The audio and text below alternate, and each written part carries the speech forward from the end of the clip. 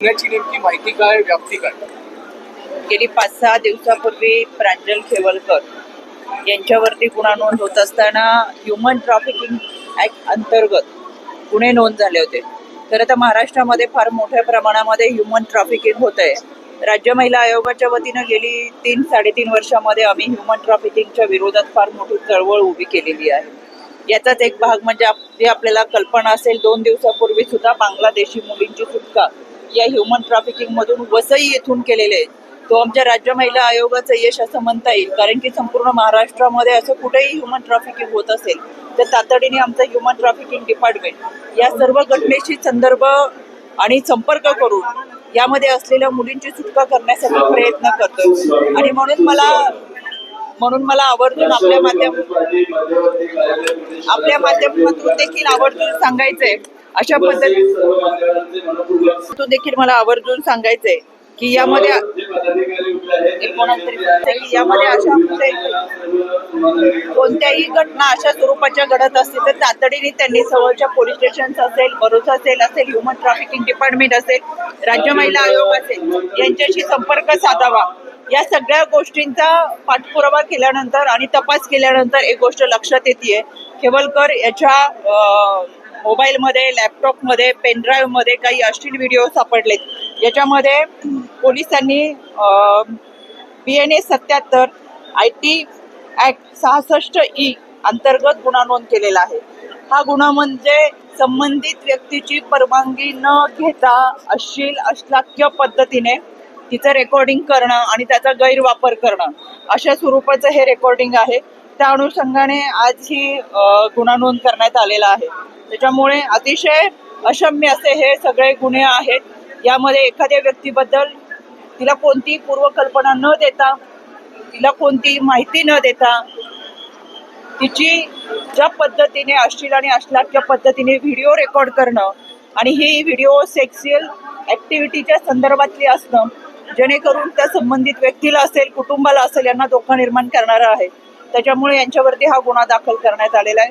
यामध्ये अजूनही बरेचसे काही गुन्हे यापुढे देखील दाखल होतील, कारण की फार मोठं हे सेक्स रॅकेट तर आहेतच आहे, पण हे रॅकेट जर उघडकीस आलं तर कदाचित महाराष्ट्रातलं सगळ्यात मोठं रॅकेट असू शकतं. मी गेले 4-5 दिवसापूर्वी ज्यावेळेस पत्रकार परिषद घेतली होती त्यावेळेसच आवर्जून सांगितलं होतं की या ह्युमन ट्रॅफिकिंग मध्ये ज्या काही मुली असतात त्यांना आम्ही आव्हान करतो की तुम्ही समोर येऊन तुमची बाजू मांडा.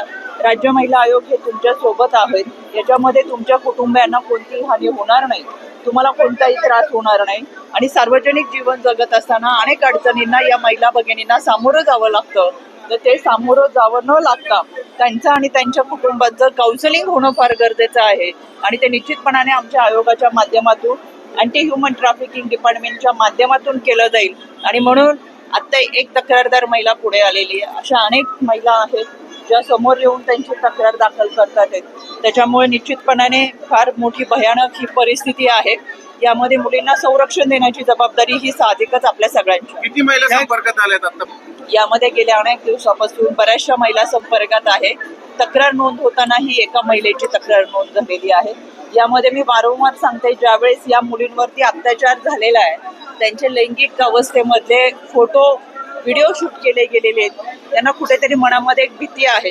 त्याच्यामुळे त्यांना एक दिलासा देणं, त्यांचं काउन्सिलिंग करणं आणि या सगळ्यांच्या माध्यमातून खऱ्या अर्थानं त्या ज्यावेळेस तक्रार दाखल करायला पुढे येतात तेव्हा त्यांना आणि त्यांच्या कुटुंबाचं खऱ्या अर्थानं काउन्सिलिंग करत असताना त्यांना संरक्षण देणं फार गरजेचं आहे. कारण की सहजासहजी हा समाज या व्यक्तींना स्वीकारत नाही. गेल्या 3.5 वर्षामध्ये राज्य महिला आयोगाच्या वतीनं आम्ही कित्येक मुली आणि महिला आखाती देशामधून महाराष्ट्रात परत आणलेल्या आहेत. आणि मी आता देखील सांगितलं, गेल्या 2 दिवसापूर्वीच वसईची घटना होती. यामध्ये बांगलादेशी मुलींची आपण सुटका केलेली आहे. आणि यांची सुटका करत असताना त्यांच्या कुटुंबाचं काउन्सिलिंग करणं, व्यवसायाच्या निमित्तानं, नोकरीच्या निमित्तानं पुन्हा एकदा त्यांना जीवनामध्ये स्थिरावणं, या सगळ्या बाबींसाठी राज्य महिला आयोगाच्या वतीनं आपण काम करत असतो. आमच्या पोलिसांचा ह्युमन ट्रॅफिकिंग डिपार्टमेंट सुद्धा अतिशय चांगल्या पद्धतीने काम करत असतो. आणि म्हणून मला आवर्जून सांगायचंय की यामध्ये ज्या मुली आणि महिला तक्रारदार समोर येतील, लगेच आपण त्यांची नावं जाहीर करू शकत नाहीत किंवा त्यांच्याबाबत बोलू शकत नाही. त्याच्यामुळे थोडासा कालावधी जाऊ देत, कारण की शेवटी त्यांच्या कुटुंब, त्यांचा परिवार काहींची मुलं आहेत आणि ह्या सगळ्यांच्या परिवारामधून खऱ्या अर्थानं आपण त्यांना धीर देणं फार गरजेचं आहे. या सगळ्या प्रक्रियेमध्ये आपल्याला न्याय देणं फार महत्वाचं आहे.